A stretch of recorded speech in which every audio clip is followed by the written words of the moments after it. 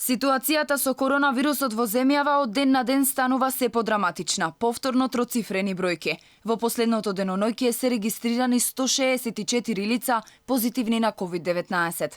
Загрижувачки е фактот што се појавуваат нови кластери, како што изјави министерот за здравство, а два од нив се од големи семејни прослави. Од прославата со 200 гости во Охрид заклучно со денеска се диагностицирани 17 заразени, а уште 15 ќе се тестираат. По направените епидемиолошки анкети, 40 лица ќе одат во самоизолација. Другиот кластер е свадба во Скопје со 100 гости, каде досега има 14 позитивни. Алфа испрати прашања до владата дали ќе донесе уредба со која би ги казнила организаторите на овие прослави, што би можело да биде пример за други да не прават приватни големи прослави во своите домови.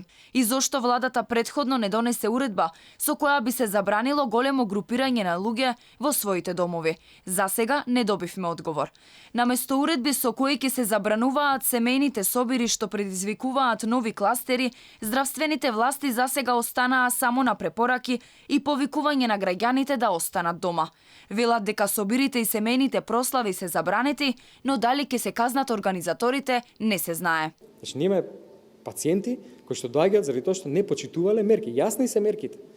Значи, не може да се собираат, мора да се носат маски. Не може да се прави свадба кога е тоа забрането. Не може други собири од 200 луѓе да се прават во Охрид кога е тоа забрането. Изгора на тоа да не се соработува, да не се кажуваат точни информации.